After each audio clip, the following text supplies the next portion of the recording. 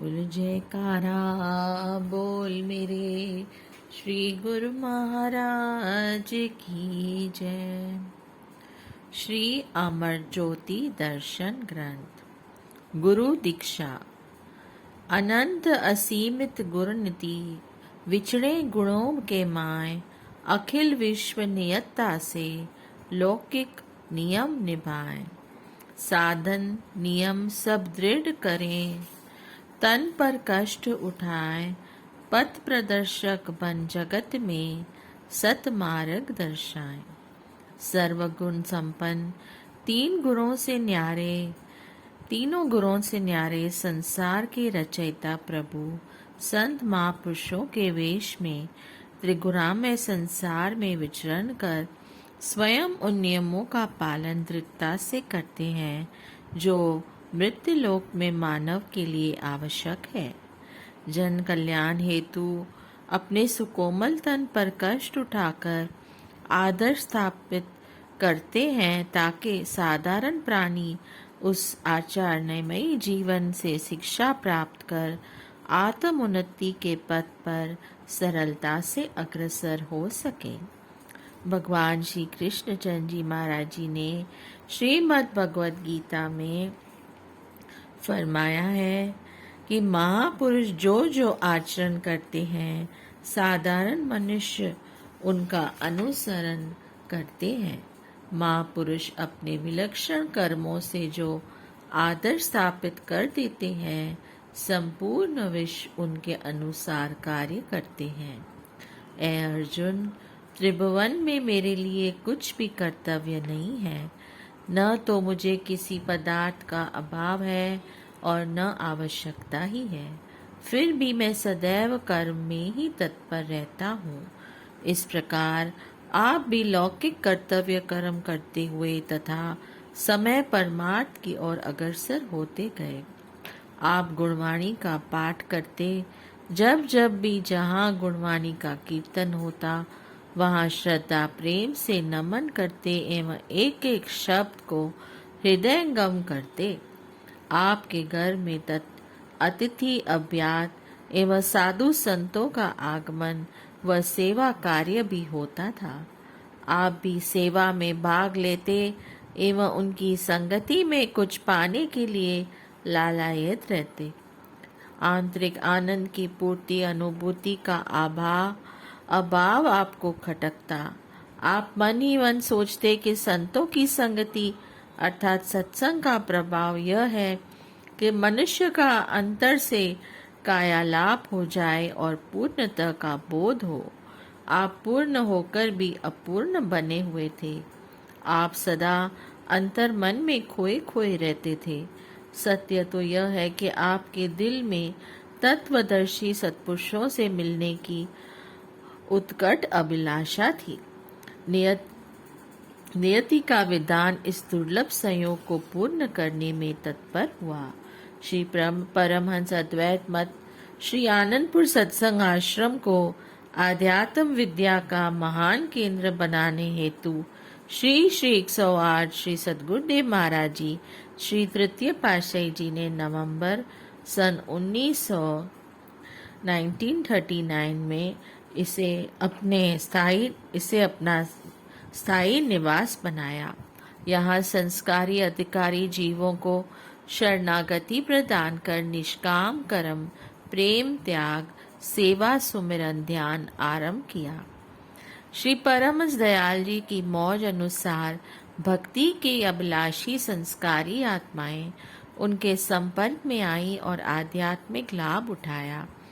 यहाँ से श्री परमहंस तृतीय पातशाही जी ने उत्तरोत्तर सत्संग लाभ करवाया और भारत के स्थान स्थान पर सत्संग आश्रमों की स्थापना की। उसी समय में महात्मा दयानंद जी व महात्मा श्रद्धानंद जी उच्च कोटि की भक्ति भावनाओं के से संपन्न पंजाब में सत्संग सेवा कार्य कर रहे थे। महात्मा श्रद्धानंद जी आशिक सद्गुरु प्रेम में डूबे हुए दीवाने थे। महात्मा दयानंद जी त्याग वैराग्य की मूर्ति, फकीराना यानी मस्त योगी की भांति थे। इधर आपके हृदय में आत्म आनंद की बढ़ती जिज्ञासा ने लक्ष्य की ओर तीव्रता से पग बढ़ाया। आप चैत्र मास की संक्रांति मार्च सन 1941 में बदोमली गांव में अपने मित्र के घर गए। उसने कहा कि आज हमने संत आश्रम पर जाना है। हृदय की उमंग में एक नई लहर लहराई। आज दिल को मानो अपनी आकांक्षा पूर्ण होने का संकेत मिल रहा है, जिसका आभा खटकता है मानो उसे पाने का स्वर्ण अवसर मिल रहा है। आपने कहा कि शीघ्र चलो, इससे बढ़कर सौभाग्य और क्या होगा। मित्र के साथ दर्शन और सत्संग का मिलना वास्तविक लाभ है। तुमने मेरे दिल की सुन ली। आप मित्र के साथ गंदोवाल जिला शेखपुरा में पहुंचे। यहाँ पर महात्मा दयानंद जी एवं महात्मा श्रद्धानंद जी के दर्शन करते ही दिल की साध मानो पूरी होने का संदेश सुनाने लगी। आ हा आनंद आनंदातिरेक आँखों से अश्रुधारों प्रवाहित होने लगी। सत्संग से अपूर्व शांति और आनंद अनुभव हो रहा था। पढ़ाई करते हुए अब आध्यात्मिक पढ़ाई की लगन लग गई। आपके अंतर मन की आवाज थी, निगमागम चर्चा करत यह ग्रंथन का सार, गुरु दर्शावे जीव को परम मोक्ष का द्वार।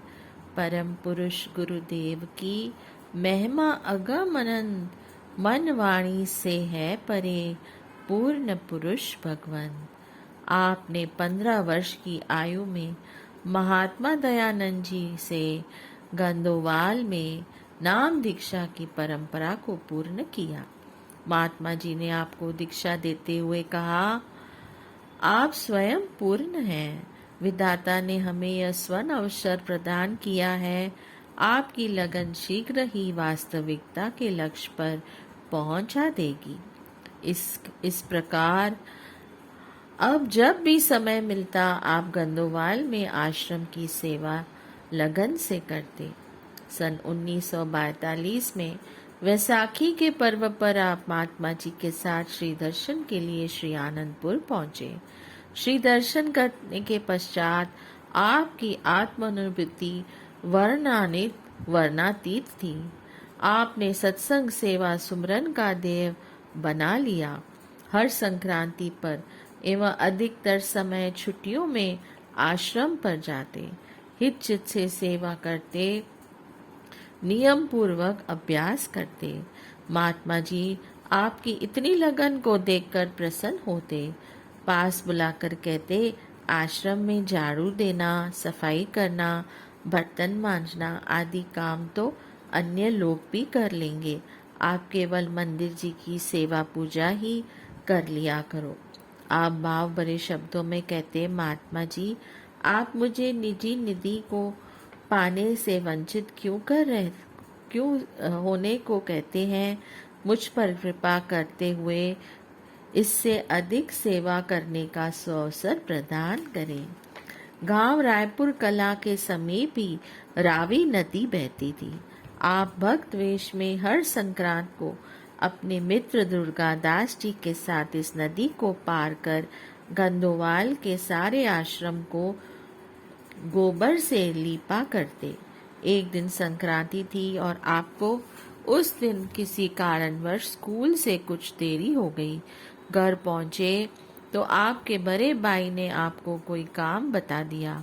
आप शीघ्रता से उस काम को निपटाकर आश्रम की ओर जाने लगे। आप मन ही मन सोचे जा रहे थे कि आज पता नहीं सेवा का सौभाग्य मिलेगा भी या नहीं। पहले ही बहुत विलंब हो चुका है।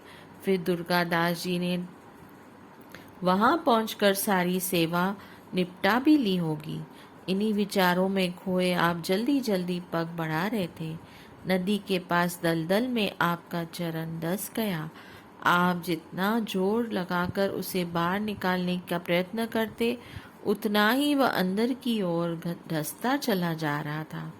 उस समय आपने अपने इष्ट देव प्रभु जी के को स्मरण कर विनय की, प्रभु आज हमारे से क्या भूल हो गई है? क्या आज की संक्रांति सेवा किए बिना ही निकल जाएगी? विनती करते करते जब आपने आंखें बंद की तो नेत्रों में गंगा जमुना प्रवाहित हो गई। इतने में आपने क्या देखा कि नदी के दूसरे किनारे पर महाप्रभु जी सैर कर रहे हैं और आपका नाम लेकर फरमा रहे हैं कि आओ, हम तो आपकी प्रतीक्षा कर रहे हैं। आपने आंखें खोली तो अद्भुत दृश्य यह देखा कि आपका चरण दलदल से निकल चुका है। उस समय उस पार पहुंचकर आप प्रभु जी के सुकोमल चरण कमलों में दंडवत प्रणाम कर रहे हैं।